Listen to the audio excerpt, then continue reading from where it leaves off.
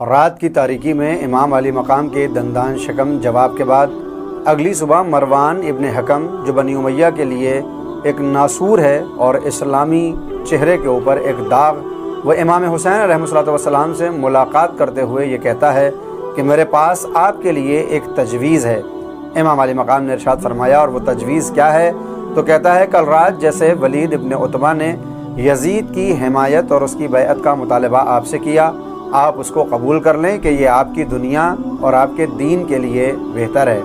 اگر آپ غور فرمائیں تو یہ وہی مروان ابن حکم ہے کہ جس کو پیغمبر اسلام نے اس کے باپ کے ساتھ شہر بدر کر دیا تھا، یعنی پیغمبر کی زندگی میں اسے مدینے میں آنے کا بھی حق نہیں تھا۔ خلافت سوم میں اس کو بلایا جاتا ہے اور بعد میں خلیفہ سوم اس کو اپنا داماد بھی قرار دیتا ہے، لہٰذا پیغمبر اور آل پیغمبر سے بغض اس کے دل کے اندر موجود تھا کہ جو ہمیں جنگ صفین اور جنگ جمل میں بھی دکھائی دیا۔ اور اس موقع پر کہ جب امام علی مقام دربار ولید میں داخل ہوئے تو اسی بغض کی بنیاد پر وہ امام کے قتل کا مشورہ بھی دیتا ہے اور اگلے دن امام سے ملاقات کر کے پھر یزید کی بیعت یاد دلاتا ہے۔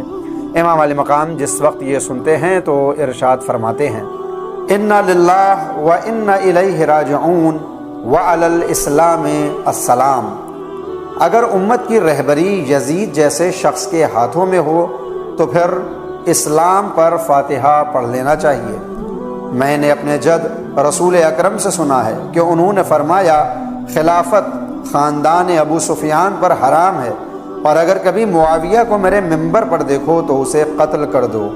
لیکن اہل مدینہ نے معاویہ کو منبر پر دیکھنے کے باوجود اسے قتل نہیں کیا، اور اب اس کی سزا میں خدا نے انہیں یزید جیسے فاسق و فاجر کی حکمرانی کی مصیبت میں مبتلا کر دیا ہے۔ امام علی مقام نے مروان ابن حکم کے سامنے اپنے فلسفے کو بھی رکھا اور آنے والے زمانے میں ہونے والی کاوشوں کا بھی اشارہ کر دیا، یعنی امام علی مقام نے باقاعدہ طور پر یہ ظاہر کیا کہ یہ کبھی نہیں ہو سکتا کہ حسین جیسا یزید جیسے کی بیعت کرے۔ امام علی مقام کی مروان کے ساتھ اس گفتگو سے ہمیں یہ جان لینا چاہیے کہ ہمارے لیے، ہماری زندگی کے لیے سب سے اہم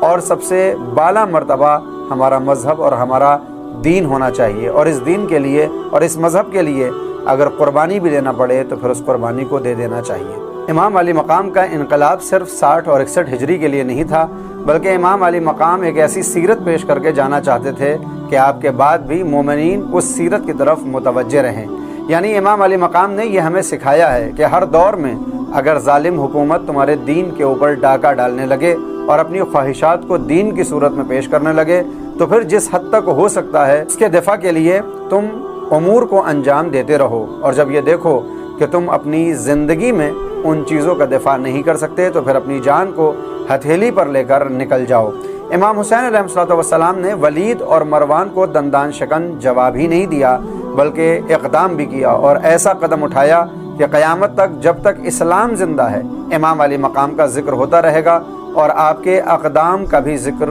ضرور کیا جائے گا۔ امام حسین علیہ الصلوۃ والسلام نے مروان کے سامنے اپنے کھلے ہوئے اعلان میں یہ بتا دیا تھا کہ وہ کبھی بھی یہ قبول نہیں کر سکتے کہ یزید جیسا کوئی فاسق اور فاجر امور خلافت کو اپنے ہاتھوں میں لے لے اور دین کو اپنی مرضی سے نچائے، اس لیے کہ بنی امیہ کی یہی کوشش اور کاوش تھی کہ کسی بھی طرح دین کو اپنے اعتبار سے ڈھال دیا جائے۔ لہذا روایات ملتی ہیں کہ جب خلافت سوم کی صورت میں بنی امیہ کے پاس اقتدار آیا تو پھر ابو سفیان نے یہ کہا کہ حکومت کی گیند اب تمہارے ہاتھوں میں ہے، اسے جیسے چاہو استعمال کرو اور اس گیند کو کسی دوسرے خاندان تک نہ پہنچنے دو۔ یعنی اب یہ حکومت نہ یہ کہ خلافت راشدہ سے نکل کر ایک خاندانی موروثیت کی صورت اختیار کر رہی تھی، بلکہ بعد تک یہ دیکھا گیا کہ جب یزیدیوں سے اس حکومت کو دور رکھنے کی کوشش کی گئی یا خود یزیدیوں نے اس حکومت سے اپنے آپ کو دور رکھا تو یہی مروانی ہیں کہ جنہوں نے حکومت کے امور کو اپنے ہاتھوں میں لے لیا۔